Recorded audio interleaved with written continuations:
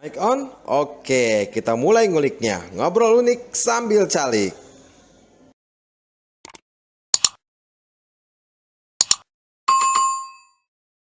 Assalamualaikum warahmatullahi wabarakatuh. Waalaikumsalam warahmatullahi wabarakatuh. Ya guys, kita kembali lagi di Aldi Awaludin Channel di program acara Ngulik, Ngobrol Unik Sambil Calik. Itu nama program saya. Santuy aja ya. Bersama Benny Madsirah.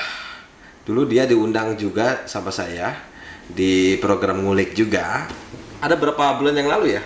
4 bulan yang lalu lah ya? Enggak lah. Hah? Sekitar 2 bulan yang lalu. 2 bulan yang lalu ya? Nah, kali ini saya ngundang bukan sebagai relawan bencana ya. Karena alhamdulillah di tahun ini, di awal tahun ini bencana di Pandeglang mudah-mudahan ya seterusnya tidak ada gitu ya. Bukan tidak ada sih, sebenarnya berkurang gitu. Ya, nggak seperti tahun-tahun yang lalu ya. Tidak terlalu besar lah ya. Tidak terlalu besar. Kalau bencana ada aja, banjir kayak puting beliung gitu ada aja. Tapi KSB kemarin sempat turun juga waktu akhir tahun ya. Di Sobang gitu. akhir tahun, awal tahun. Di awal tahun di juga Januari ya? itu. Di Januari kita sempat turun.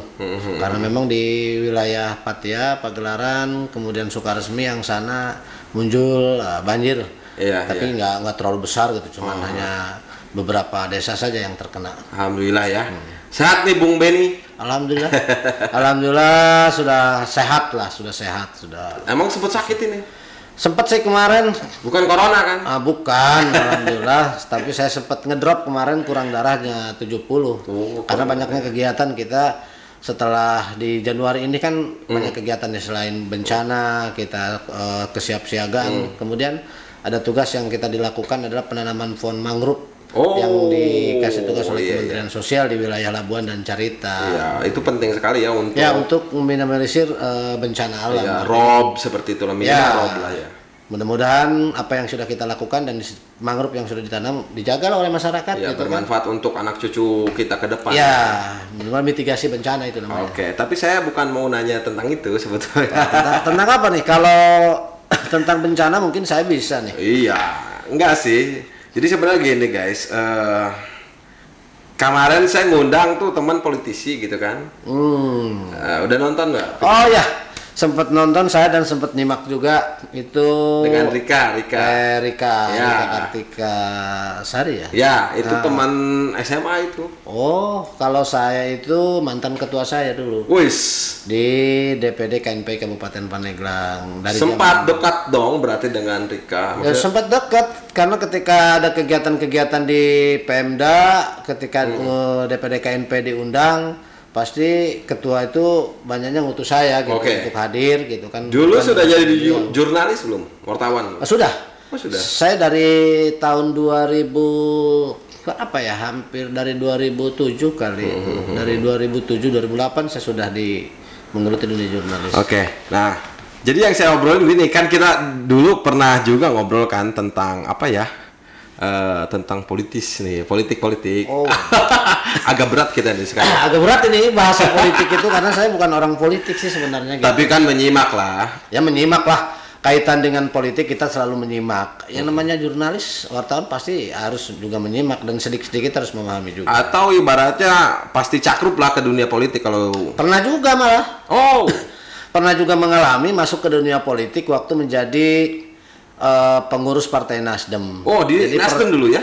Pertama Nasdem berdiri itu dan DPD Kabupaten Pandeglang juga berdiri. Saya sempat menjadi pengurus di Partai Nasdem, jadi menjadi ketua kecamatan Korcam. Ketua kecamatan PAC kali ya? PAC ya? Ketua PAC ya? PAC, pengurus anak cabang Partai Nasdem Kecamatan Angsana. Dan juga ya kalau berbicara ikut pancah ke perpolitikan, saya sempat juga ikut-ikutan masuk ngetes gitu kan. Masuk menjadi kontestan dalam pilkada di 2000 berapa dulu ya? 2014 kali. 2019 atau 2014? 2014. Oh. Nah, pas barengan dengan itu dengan ketua saya dulu. Dengan Rika. Rika dia nyalon juga waktu pertama itu di Gerindra ya. Dewan. Kenapa Anda tidak barengan di partainya Rika gitu? Nggak juga, karena dulu Tarika juga belum menjadi pengurus partai kali ya, baru masuk ke partai Gerindra juga, baru masuk ke partai kalau nggak salah. Dia juga tidak ada wewenang untuk ngajak mungkin dulu. Ya, mungkin itu. Kemudian saya ada tawaran lain. Rekrutnya sama Pak Yanto dulu. Bersama-sama Pak Yanto. Karena dulu juga waktu pengurus DPD KNP zaman Pak Yanto, saya juga di pengurusan DPD KNP juga. Oke, jadi sahanu ngajak bayi banyak gitu. Ya, artinya kita diajak sama Pak Yanto karena Partai Nasdem baru berdiri, dan kita juga ikut mendirikan Partai Nasdem di Kabupaten Pandeglang dengan mengumpulkan fotokopi KTP massa sehingga Partai Nasdem los di Kabupaten Pandeglang. Oke. Nah, jadi pertanyaannya adalah ketika memang saya selalu memperhatikan peristiwa atau digelarnya sebuah kontestasi politik ya. Anda pernah ikutan juga sebagai kontestan? Sebagai kontestan itu 2014 itu. Caleg legislatif ya. Calon legislatif dulu di wilayah. Lolos nggak 2014? Oh enggak. Saya kira lolos. Kalau lolos mungkin saya udah nggak kenal Anda. Wah, jangan begitu. Anda kalau belum apa-apa udah begitu. Kan sombong dikit boleh lah. Kan orang jadi pejabat juga kan ingin sombong. Emangnya kenapa sih sombong amat? Artinya kan sombong dengan pejabat, tapi enggak lah. Enggak semua pejabat enggak ada yang sombong kok. Semua anggota legislatif baik semua. Sama situ aja kali takut. Enggak juga. Kalau sombong sama saya mah bahaya lah. Iya. Justru itu maksudnya itu gitu. Nah, pertanyaannya adalah gini. Saya sedikit cerita dulu ya. Saya sering memperhatikan bahwa ketika kontestasi politik itu, dan saya kemarin bertanya ke Rika bahwa kontestasi politik itu selalu menghabiskan kos politik atau ongkos politik yang besar. Betul atau tidak? Itu aja dulu. Bisa dikatakan betul juga, bisa dikatakan tidak juga. Tetapi kalau melihat dari pengalaman dari pribadi saya, bercermin kepada pengalaman pribadi, ya bisa dikatakan 80 sampai 90% ya memang harus punya kos politik. Harus punya kos politik. Apakah itu jadi salah satu faktor Anda gagal? Bisa jadi. Karena memang Anda tidak punya kos politik. Mau dari mana? Saya nggak punya duit. Nah, dulu juga bikin stiker aja kan numpang. Kan gitu. Dulu numpang sama siapa? Numpang sama Pak Haji Beni. Beni dengan Beni dong? Sama Pak Pajar. Kan waktu itu calon kabupatennya di wilayah zona 5, waktu itu zona 5 ya, yang sekarang zona 3. Anda ya? Itu saya. Sama Pak Yanto juga, cuman saya ikut numpang. Kemudian Pak Pajar provinsi, Pak Haji Beni dulu DPR RI-nya. Cuman kalau bilang dikatakan juga gagal karena kos politiknya juga sih, ada juga di faktor nama juga. Saya juga akui itu kesalahan juga. Kenapa? Kan nama saya yang tenarnya itu Beni. Iya. Nah, sementara di nama asli itu KTP kan bukan. Matsirah aja. Ya. Jadi orang kan susah nyarinya. Jadi Pak Belit. Ada kisah nggak maksudnya? Kenapa? Contohnya seperti apa? Ya contohnya pernah juga salah satu tim saya dulu teman saya di wilayah Cikesi, ya setelah beres pemilihan kan dia telepon. Oh siap ketua, cina gitu kan. Siap Kang, cina. Alhamdulillah kami mendoakan dan turut juga ikut memilih. Saya keluarga saya arahkan semua ke Akang, ke Kang Beni. Saya sudah coblos itu. Bahkan keluarga juga namanya Pak Beni itu di nomor 3 katanya. Hah? Saya bilang Pak Beni kok nomor 3? Saya itu nomor 8. Ada juga kalau nomor 8 itu Muhammad Sirah katanya. Jadi Anda berarti kurang jelas dong. Sosialisasikan diri Anda gitu kan? Jelas juga, tapi kan mungkin mereka lupa gitu karena yang Beni. Ada di benak mereka itu kenalnya itu teman saya yang akrab itu Pak Beni gitu kan, Beni namanya. Pas dilihat kertas suara dicari-cari gitu kan. Ya kan waktu itu banyak kertas ya. Banyak, udah berapa kan? Ada 5. RI, kabupaten, provinsi, terus DPD. Iya. Sama presiden juga kalau salah ya. Enggak belum. Oh enggak ya, belum ya. 14. 4 itu banyak. Iya. Pas dicari-cari katanya nggak ada. Ada juga Madsira gitu kan nomor 8. Pas dicari ada nomor 3 Beni. Oh ini katanya dicoblos lah dan keluarganya diarahin ke situ. Ya beruntunglah Pak Haji Beni kan gitu. Tapi kan Anda mau marah juga karena memang dia nyoblos Pak Haji Beni. Jadi Anda marah nggak marah ya? Enggak juga, nggak marah memang. Salahnya di saya. Pasti mereka nyangkanya oh ini Beni gitu kan. Saya bilang kan di situ ada Beni kan gitu. Dan itu DPR RI. Ya nggak tahu kan cina, yang penting kita mah nama Beni aja dikira Akang cina gitu. Tapi kan nggak marahnya karena Anda juga ikut mensukseskan Haji Beni kan ya? Ya alhamdulillah lah. Jadi Haji Beni dapat suara. Tapi gitu. Haji Beni juga dapat suara, tapi waktu itu memang Pak Haji juga nggak berangkat. Berarti Beni dua-duanya dari 2014 itu gagal. Gagal kan? Karena tapi alhamdulillah ya tahun ini Pak Haji Beni lolos ya. Walaupun dia di provinsi sekarang. Di provinsi. Ya. Dan sempat juga kan PAW juga di. Iya menggantikan almarhum Bu Trimurni ya yang meninggal ya. Itu orang baik tuh Haji Beni, waduh. Ya bagus lah. Baik juga. Bagus. Oke, kembali lagi ke masalah kos politik nih. Ya orang akan selalu menanyakan apa pemilih ya. Pemilih kan pasti yang ditanyakan aya duitan teu cenah gitu. Bener gak sih? Aya duitan teh lamun aya duitan coblos ke urang lamun teu. Nah memang banyak juga yang sering menemukan seperti itu. Banyak juga yang menemukan, bahkan ada juga lah yang ketika saya datang ke masyarakat yang ngobrol, kan ada yang nyeletuk. Aya duitan udah pilih cenah teh duitan mah tujang naon cenah. Geus jadi mangke mah poho cenah kana urang. Aduh. Nah itulah bahasa-bahasa seperti itu yang kita harus rubah. Paradigma itu yang kita harus rubah sebenarnya. Cuman kadang merubah itu kan susah juga karena memang dari para elit-elit politik yang ikut dalam kontestan politik itu ya hampir rata-rata seperti menggunakan kos politik. Artinya kos politik itu bukan saja uang yang harus diberikan seperti misalkan money politik, bukan saja itu. Tetapi artinya ketika kita ngumpul dengan orang, ngumpul dengan masyarakat, dengan massa, ya kan kita juga harus mengeluarkan uang itu kan sampai beli kopi, kan beli makan, itu kan termasuk juga kos politik. Artinya bukan sekedar money politiknya saja ya? Iya, bukan sekedar money politik saja. Kalau money politik kalau yang nyediain kopi itu mah tidak termasuk money politik kali ya? Ya enggak lah, masa biaya sosialisasi. Biasa sosialisasi. Biaya kampanye. Artinya biaya kampanye itu kan sama juga masuk kepada kos politik. Kalau kita anggarkan misalkan kalau kita untuk masuk di perjalanan kita juga kan, misalkan kita dari Angsana ke Cikesi kan butuh perjalanan juga kan, butuh kos juga. Kemudian kan mampir di sana di sini nongkrong di warung, ngobrol dengan masyarakat, perkenalan diri, itu kan butuh kos politik. Masa kita misalkan ngerokok bareng, ya nggak etis juga lah. Kita misalkan sudah kita punya keinginan, punya kemauan, minta didukung, minta didoakan, minta dipilih, masa ngerokok juga misalkan numpang sama masyarakat. Mantak disengsirikeun lah. Atuh meureun eta mah. Ada sebutnya apa lamun bahasa orang teh ngapal doang sih. Nggak akan dipilih lah pasti itu ya.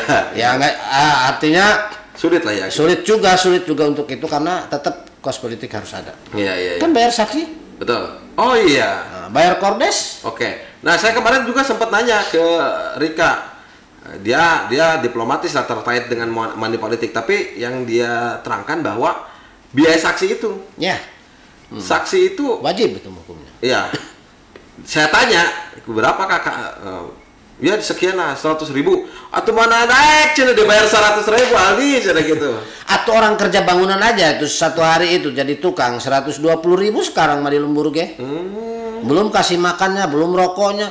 Atau dia jadi saksi ngedekul misalkan di TPS, iya kan dikasih uang 100.000 mana ada, pegawai mah di sawah ditinggalkan ribu atau.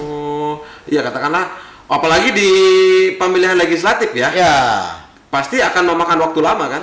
Memakan waktu lama. Karena pengalaman saya nih, jadi ketua KPPS, ngitung anggota DPRD itu pasti terakhir ya. Ya.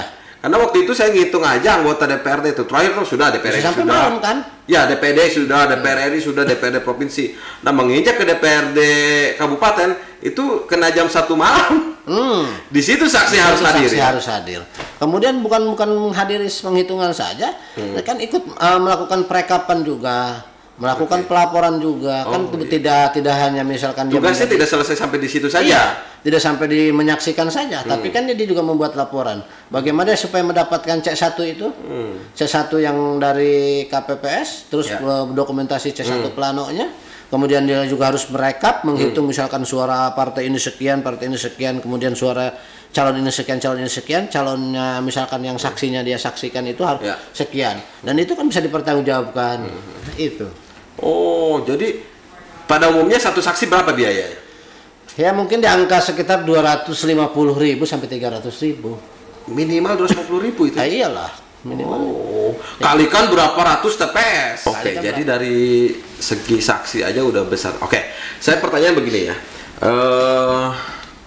Dengan adanya kos politik yang mahal, berarti akan ada unsur, ibaratnya kan, ini kan gambling lah.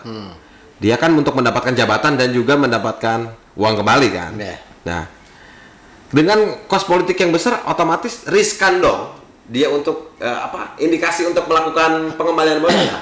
Oh gitu. Bagaimana menurut Anda gitu? Enggak juga sih sebenarnya ya, tergantung dari orang itu sendiri. Tergantung daripada si caleg itu atau anggota legislatif atau pejabat itu sendiri. Tergantung dari pemikiran mereka. Kalau mereka murni untuk melakukan pengabdian kepada masyarakat, misalkan contoh dia menjadi anggota legislatif di Kabupaten Pandeglang. Dia niatannya misalkan untuk melakukan pengabdian kepada masyarakat atau mencari pengalaman di dalam masuk ke kancah perpolitikan, atau misalkan untuk melakukan perubahan kepada Kabupaten Pandeglang dari misalkan yang belum maju menjadi lebih maju, dan sudah maju menjadi lebih maju lagi. Nah, mungkin itu bagus dan tidak akan ada hal-hal yang lain. Nah, adapun misalkan ke hal-hal yang lain, misalkan banyaknya misalkan anggota-anggota legislatif, anggota DPR, misalkan yang tertangkap karena korupsi atau bagaimana, itu kembali kepada individunya, kembali kepada dirinya mereka masing-masing. Tidak semua anggota legislatif juga bertindak hal-hal yang bodoh seperti itu.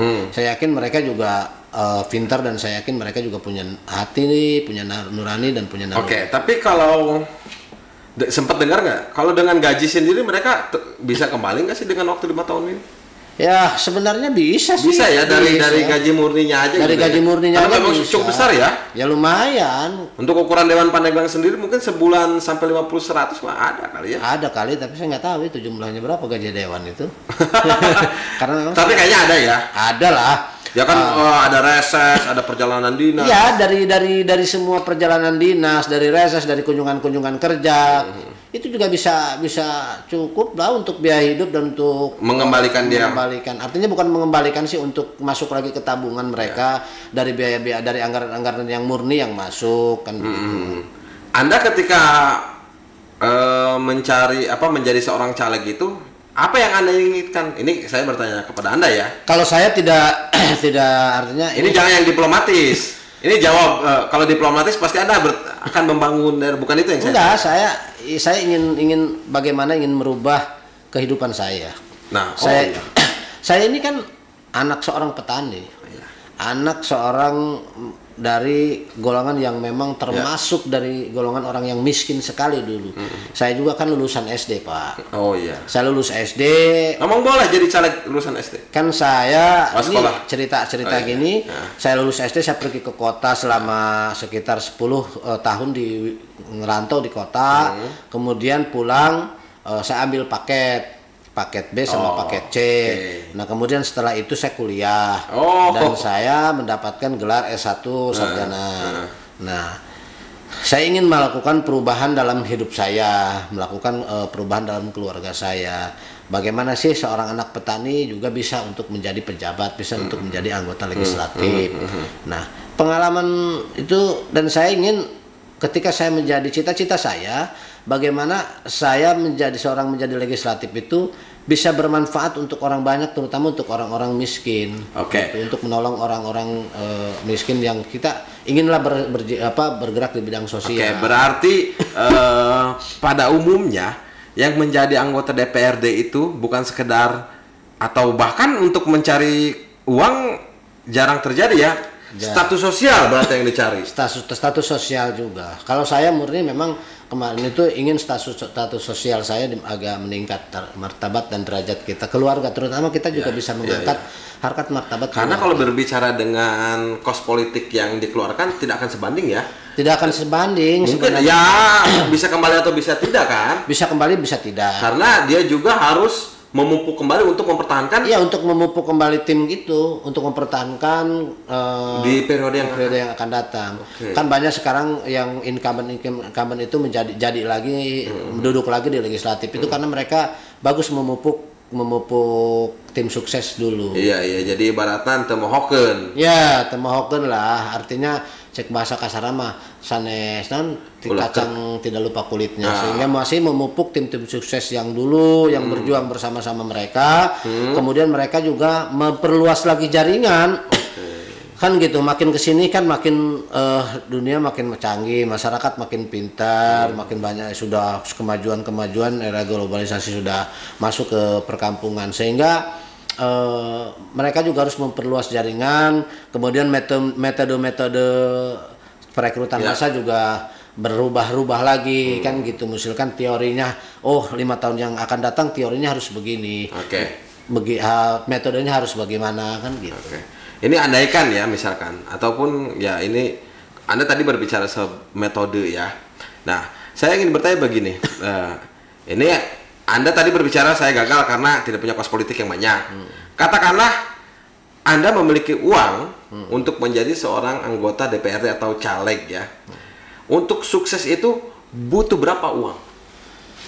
Mungkin menurut saya sih di angka 300 sampai 500 juta. 300 sampai 500 juta. Itu minimnya itu di angka 300 sampai 500 juta. Oh, minimnya ya? Minimnya bisa sampai lebih kok. Mungkin yang kemarin itu banyak yang di angka sampai menghabiskan 700 juta sampai 500 juta. Ada juga yang lebih kecil juga menghabiskan sampai misalkan hanya 200 juta. Iya. Tapi tergantung juga dari pergerakan mereka gitu. Nah, metode untuk lamun cek Sundana nyair ya, untuk mendapatkan pemilih itu bagaimana? Ya, pada umumnya ya. Pada umumnya gini. Ini yang saya ya, pengalaman dan pemikiran saya lah. Jadi ketika kita melakukan trik dalam pengaturan untuk meraup suara, misalkan gini, di satu desa itu jumlah hak pilihnya ada 2.000 suara. Nah, kita mentargetkan di desa tersebut 500 suara. Berarti target utama itu 500, tetapi kita harus punya target di sana sekitar 700 sampai 800. Berarti lahan garapannya harus dilebihin ya? Ya. Misalkan tadi untuk mengcover. Jadi kalau misalkan target kita di sana 500, target intinya 500 orang untuk mencakup suara kita supaya duduk 500 orang. Nah, kalau kita misalkan mentargetkan di sana 800, kalau gejlok suara misalkan hanya dapat 500, yang 300-nya misalkan gejlok tidak memilih kita, tapi kita sudah misalkan merekrut 800-an, suara kita masih utuh 500. Nah, tapi bersyukur gejloknya dari 800 itu hanya 100 atau 150. Berarti kan kita masih ada lebih 550 atau 500. Berarti di dalam rekap intern ya. Di dalam rekap intern walaupun kita mengumpulkan pemilih sekitar 800 orang itu tetap kita hanya targetkan 500 gitu. Ya. Jadi target utama itu tapi 500. Kos yang disiapkan 800. Karena gejlok itu pasti. Pasti tidak sih? Pasti itu. Artinya pemikiran orang kan beda-beda. Kemudian prinsip orang juga beda-beda. Dan perubahan itu bisa sangat drastis sekali dan sangat cepat. Jangankan ibaratnya 1-2 hari, 1 menit pun orang bisa berubah pikiran. Misalkan contoh gini, Aldi sudah siap untuk memilih saya. Ya kan gitu. Kemudian sudah saya kasihkan kos politik untuk uang rokoknya misalkan, atau sudah saya kasih rokok, saya ajak makan bareng, dan sudah saklek lah dengan saya, misalkan tenang kata Aldi, Om Ben, tetap saya akan memilih Om Ben. Tiba-tiba di TPS misalkan Aldi ketemu dengan salah satu misalkan caleg, pas kunjungan ke situ, pas itu ketemu, wih Kang Aldi, wih gitu, bro. Kemana aja? Nah ternyata itu adalah teman lama Kang Aldi, satu sekolah misalkan, atau misalkan teman main dari kecil, begitu. Waduh, kita putus, biasalah namanya kita hidup ini kemana-kemana. Tapi sehat lu bro, sehat. Ngobrol kan, ingat waktu kita ngeriung bareng, ingat kita waktu main bareng. Ingat waktu, oh iya, dulu gua nggak punya jajan, gua dikasih sama lu, misalkan kata Ali ke calon itu. Nah, itu gua tertolong. Oh, dulu juga pernah. Terima kasih banyak bro, dulu gua pernah ditolong waktu ibu gua sakit, gua mau bawa ke bidan misalkan, gua nggak punya duit. Untung lu punya duit ngasih ke gua. Nah, pasti kan berubah. Iya. Bro gini, gua sekarang kan nyalon nih, mau jadi anggota legislatif. Nah, kebetulan di zona ini. Oh ya, nomor berapa? Misalkan nomor 1. Oh itu lu, gua kira bukan lu. Ya gua minta doanya lah, minta doa dan dukungan. Minimal kalau lu udah punya dukungan, minimal lah gua doain gua supaya gua bisa cita-cita gua tercapai. Kan kita bisa bareng-bareng lagi nanti kalau gua di Pandeglang lagi, gua bisa jadi legislatif kan, gua bisa bareng-bareng lagi sama lu. Oh ya udahlah, insya Allah siap-siap. Lu udah punya jasa sama gua dari dulu, dari kecil temen sama gua, masa gua milih ke orang kan gitu, orang baru kenal atau yang gimana, itu kan pasti kali berubah. Oke, ya betul juga logikanya ya. Iya. Begitu. Pasti perubahan walaupun 1 menit, katakanlah itu saya ngobrol dengan teman saya saat menuju TPS bisa. Di TPS. Bahkan misalkan Anda mau masuk ke TPS nih, tiba-tiba ditegur kan. Anda kan bisa tidak jadi dulu, Anda ngobrol dulu kan. Nah, secara otomatis Anda bisa langsung memilih, bahkan keluarga Anda diarahkan juga. Bisa diarahkan juga. Karena mengingat jasa itu. Oke, jelas sekali, benar. Jasa itu sangat bahkan kesalahan, terutama kesalahan orang yang 5 tahun yang lalu saja bisa diungkit. Apalagi misalkan ada provokator. Rek naon sih milihan si eta, pan baheula ge bapak napan kereng kana urang.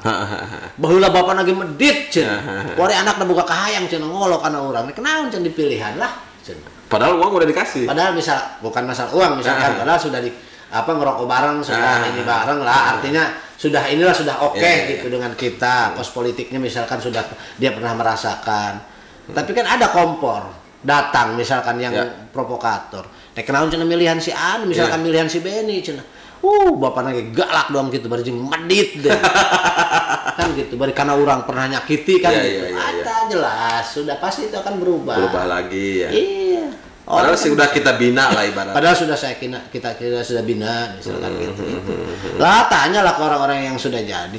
Kesalahan orang itu sekecil apapun ketika kita punya maksud dan tujuan menjadi pejabat legislatif ataupun di kepala desa di pilkades, apalagi di pilkades yang sangat kan kesalahan yang sebulan 2 bulan, 10 tahun 50 tahun yang lalu pun pasti akan diungkit oleh lawan politik terutama. Oh, berarti ya harus persiapan segala macam ya ketika iyalah harus persiapan segala macam.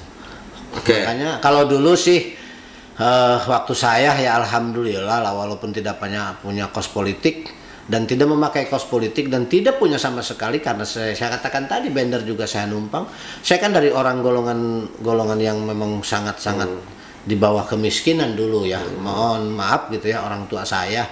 Dulu saya merasakan di bawah garis kemiskinan. Kenapa saya lulus SD langsung pergi ke kota itu untuk usahanya dikerja, karena memang itu.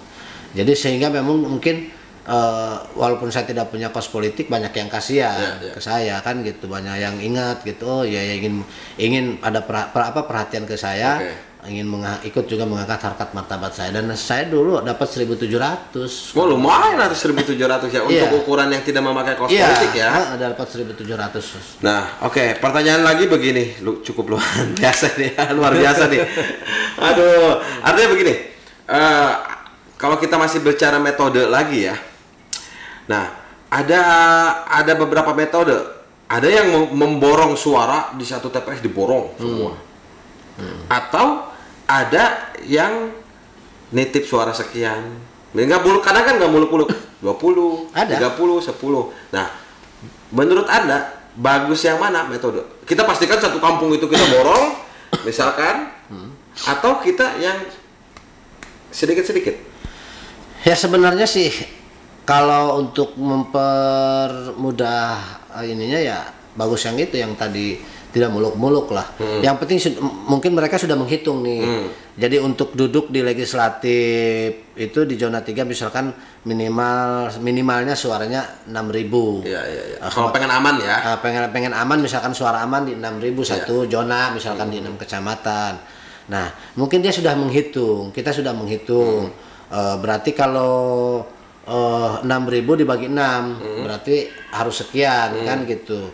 Nah kalau harus sekian suara per kecamatan, misalkan harus 50 suara per kecamatan. Nah kalau sudah 50 suara per kecamatan, di kecamatan itu dibagi per desa, ya kan, per desa dibagi per TPS.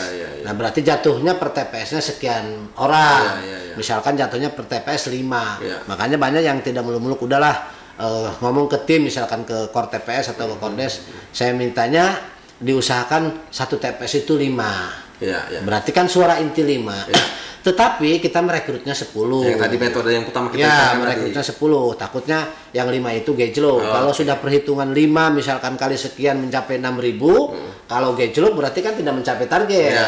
Nah, kalau kita rekrutnya 10, itu berarti kalau gejlok misalkan yang milih kita hanya 8 atau misalkan 7, pahit-pahitnya hanya 5. Berarti kan kita masih aman.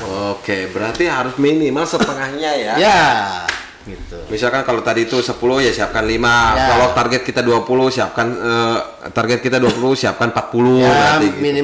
Minimal 30. Kelipatannya lah ya. Minimal 30 gitu dari 20. Karena suara lecor itu bisa dipastikan ada. Bisa ada yang saya katakan tadi pengalaman cerita itu pasti bisa. Pasti bisa berubah. Pasti bisa berubah. Nah, itu kan untuk menghandle suara-suara seperti itu. Nah, berarti ongkos politik bisa disimpulkan mahal ya? Yang saya mengutip dari bahasa Trika itu ya, yang saya dengar dari channelnya Kang Aldi, mahal bagi orang yang tidak punya uang kayak saya. Mahal bagi saya, tapi kalau bagi yang nggak punya, ya bagi yang punya uang nggak mahal. Tapi kalau misalkan yang punya uang tidak memahami metode caranya, ya bisa gagal nggak sih? Asal gabur saja? Wah, itu bisa lah, bisa juga, bisa juga. Bangsa bahkan bisa dikatakan hanya menghambur-hamburkan anggaran gitu loh. Kalau tidak memakai metode dan tidak memakai trik. Ada nggak contoh di pileg kemarin yang seperti itu? Banyak lah, banyak. Ada yang sudah habis anggaran sekian tapi dia tidak jadi. Itu kan mungkin apakah kesalahan di metodenya, kesalahan di triknya, atau memang mungkin kepopularitas juga dia belum populer, atau timnya yang nggak jujur, atau mungkin ke timnya yang nggak jujur, salah milih orang. Kan ada ya sering ya. Ada juga tim yang nggak jujur gitu kan. Mesti bagikan jadi padahal enggak. Ada yang menjadi tim sukses, ada yang menjadi sukses tim. Tim sukses dan sukses tim. Bedanya? Atau sukses timnya saja yang sukses. Kalau calegnya nggak sukses. Gitu. Iya. Ada juga yang begitu, tapi nggak juga lah, nggak. Kita nggak seudon lah, nggak fitnah. Tapi ada juga lah. Tapi ada. Kita kan nggak nyebut namanya. Iya.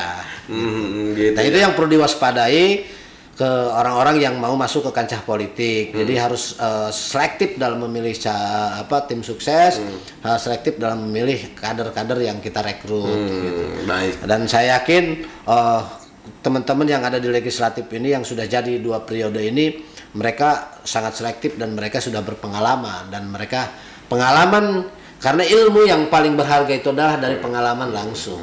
Beda dengan teori-teori di meja atau teori yang saya katakan tadi ya. Saya ungkapkan belum tentu ketika masuk ke pengalaman, masuk ke lapangan praktek itu kan belum tentu sama. Tapi Anda pernah dilakukan metode itu? Ya, pernah dilakukan metode itu dalam mendukung salah satu caleg. Gol. Alhamdulillah gol gitu. Jadi. Siapa itu? Ada deh. Tapi di luar kamera dia cerita. Ada deh. Gitu. Ada ya. Tapi karena memang itu keluarga saya, dan mudah-mudahan dia selalu menjaga amanahnya, menjaga amanah selaku wakil rakyat yang dari selatan gitu. Karena memang dia juga dulu walaupun keluarganya sekarang sudah mapan, tapi dulunya juga keluarga orang yang nggak mampu juga, kan gitu. Dari itu kesuksesan orang tuanya itu karena habis anak orang tuanya ikhtiar sampai kemana-mana, sampai jadi TKW, sampai ke luar negeri. Nah akhirnya bapaknya juga sukses, dan alhamdulillah menggiring anaknya juga ikut sukses menjadi anggota legislatif. Iya sama, karena kenapa Om Ben bilang harus amanah, karena yang pasang badan saudara Benny sendiri kan. Ya, saya juga berharap karena saya juga turut serta gitulah, karena memang keluarga. Iya. Karena ketika serta, memang dia mengecewakan konstituen, sama. Anda terbawa-bawa dong. Ya saya juga kecewa, bukan saja ibaratnya dia yang kena impactnya ya. Bukan saja dia, tapi saya juga kena impact. Dan saya kekecewaan juga ketika teman-teman anggota legislatif ini bertindak hal-hal yang salah. Saya juga sebagai rakyatnya, sebagai rakyat masyarakat Pandeglang kecewa juga kan begitu. Makanya saya berharap kepada anggota teman-teman yang ada duduk di legislatif ya memegang teguh amanahnya kan begitu. Amanah dari rakyat itu sendiri, dari masyarakat Pandeglang, dari konstituennya. Jadi jangan berpikir misalkan harus mengembalikan ini, tetapi berpikir positif saja, berpikir ke depan bagaimana membangun Pandeglang, bagaimana memperhatikan masyarakat. Ini suara dari masyarakat nih ya. Iya. Artinya nanti rezeki mah dari mana aja ada lah. Ya. Bahkan saya bilang saya ingin, kenapa saya itu dulu ingin menjadi anggota legislatif. Saya katakan tadi, saya berangkat dari orang yang tidak mampu, dan ketika saya mampu menjadi legislatif, saya ingin banyak bekerja di bidang sosial ke masyarakat. Masih banyak lah masyarakat yang butuh uluran-uluran tangan kita. Dan alhamdulillah walaupun saya tidak menjadi anggota legislatif, saya menjadi sebuah di organisasi relawan, dan sedikit-sedikit saya bisa membantu masyarakat bidang sosial. Gitu. Berarti kan sudah jelas sekali ya. Nah, kos politik akan selalu ada dan pasti akan semakin mahal, benar nggak sih? Bisa. Karena mengingat nilai perekonomian kita ke depan pasti, katakanlah begini. Dulu kita ngasih caleg ngasih, saya pernah nerima ya gitu. Jujur aja gitu, nggak munafik, saya pernah menerima dari caleg. Dulu masih ngasih 20.000. Sekarang 20.000 udah nggak ada apa-apanya kan ibaratnya. Kang, nasi bungkus aja udah berapa? Nah, itu gitu ya. Apalagi nanti di masa yang akan datang pasti uang yang akan dikeluarkan lebih besar. Kita beli ayam sepotong aja sudah 20.000 ibaratnya. Kan sama nasi. Ada juga pertanyaan seperti ini. Apakah hal-hal yang dilakukan oleh masyarakat kepada para caleg yang akan dipilih itu berupa apa ya? Pembalasan bagi mereka nggak sih? Wah, ini wancina ya, baheula ya, mainnya hayang doang. Inilah saatnya untuk rakyat apa ya gitu. Bisa jadi kalau teman-teman anggota legislatif ini lupa dengan pesan-pesan rakyat. Nah itu gitu tuh. Atau misalkan dianggap oleh masyarakat melupakan. Ya. Nah bisa jadi nanti ketika mereka mencalonkan lagi, manggung lagi menjadi bulan-bulanan denda masyarakat. Ayo dah, bisa ada bahasa begini. Kerja di kita inget-inget karena orang. Kuari manena boga kahayang deui, ayo siap cenah urang. Atau temere duit mulai dipilihan deh cenah. Jual mahal kuari mah cenah kan gitu. Oke. Nah, biasa saja. Biasa ada masyarakat yang berbahasa, bisa ada bahasa-bahasa seperti itu. Ada aja, tapi nggak semua. Tapi karena sekarang kan dunia makin maju, ekonomi kita makin meningkat, daya jual itu makin mahal, daya belinya juga makin mahal kan begitu, bukan makin murah, daya beli makin mahal. Dulu misalkan rokok sebungkus aja misalkan cukup dengan 20.000, sekarang nggak cukup, rokok aja sudah 25.000. Kalau dulu misalkan kita dikasih sebungkus rokok sama caleg misalkan 20.000 masih bisa, sekarang kan mana cukup, kan gitu. Untuk rokok saja kan gitu, apalagi untuk makannya. Jadi saya yakin pasti makin kesana makin mahal juga, kos politik makin besar juga. Tapi mudah-mudahan nggak berpengaruh kepada kinerja anggota legislatifnya ya, ketika memang sudah jadi. Ya itulah resiko Anda. Kalau ingin jadi dapatkan jabatan, bukan berarti Anda harus kembalikan uang itu ya. Tapi saya lihat sih sekarang juga teman-teman masih tetap konsisten dengan tugas dan fungsinya sebagai wakil rakyat. Dan mudah-mudahan ke depan makin terus memperjuangkan nurani rakyat, makin terus memperjuangkan hak-hak rakyat karena dia sebagai wakil rakyat. Jadi rakyat itu yang mewakili, yang mewakilkan ke anggota legislatif bahwa kita nih rakyat Pandeglang, masyarakat Pandeglang, mewakilkan kepada anggota dewan yang sekarang jadi. Ente tuh wakil aing gitu. Wakil saya, wakil masyarakat. Ayolah sampaikan ke pemerintah gitu aspirasinya. Nah mudah-mudahan teman-teman anggota yang ada duduk di legislatif makin terus konsekuen dengan tujuannya mereka, bahwa mereka untuk melakukan pengabdian terhadap masyarakat Pandeglang. Oke, luar biasa sekali. Jadi itu ya kayaknya cukup lumayan jelas sekali apa yang saya ini sih hanya dialog biasa aja ya. Ngobrol ini kan bukan ahli politik. Iya, ngobrol gitu, tapi didokumentasiin. Karena kita sering diskusi kalau kita dokumentasikan di podcast ini gitu ya. Jadi ini Anda sebagai pakar bukan? Enggak lah. Kalau saya sebagai pakar malu, saya kan orang kampung, Pak. Ini adalah obrolan kita ya bersama seorang Benny Matsirah. Ya, mohon maaf lah kalau ada kata-kata yang salah. Iya. Yang katanya bisa kan mengajari, bukan maksud untuk mengajari, cek bahasa kampungna malain mapagan karena bebek geus ngoja, bisa ngoja karena bebek geus bisa ngoja itu kudu dipagahannya. Geus bisa memang dicai geus awal. Berbagi pengalaman lebih tepatnya. Berbagi pengalaman tepatnya hanya obrolan biasa sambil ngobrol santai kan begitu. Kalaupun ada yang salah, ada yang tersinggung, secara pribadi saya mohon maaf kan begitu. Mohon maaf dan mohon dibukakan pintu yang semua. Dan saya juga terima kasih nih udah datang dari Angsana nih. Oh siap. Dari Angsana kan? Dari Angsana. Wow, mau ke Pandeglang nih ya. Demi ngobrol dengan saya gitu ya. Terima kasih Kang Benny Matsirah Om Ben ya. Mudah-mudahan selalu dimudahkan dalam segala urusannya ya. Amin, dipanjangkan rezekinya. KSB-nya tetap maju dan apa motonya? KSB itu kalau dikatakan KSB Banten siap kompak melayani. KSB Banten sigap tanggap ikhlas. Oh, luar biasa. Terima kasih atas kehadirannya dan ilmunya. Mudah-mudahan dapat bermanfaat untuk para penonton sekalian. Dan terima kasih sudah klik video ini dan jangan lupa like, komen dan share-nya serta subscribe dong ya biar lebih banyak konten-konten menarik untuk kalian semua. Jangan lupa lah pesan kepada masyarakat di zaman Covid ini. Tetap jaga protokol kesehatan. Ini kalau ngobrol kita 1 meter lebih nih ya. Gitu. Sudah inilah. Kita selalu melaksanakan protokol kesehatan dengan baik ya. Yuk tetap jaga kesehatan kalian juga. Terima kasih. Akhir kata, assalamualaikum warahmatullahi wabarakatuh. Waalaikumsalam warahmatullahi wabarakatuh. Oke.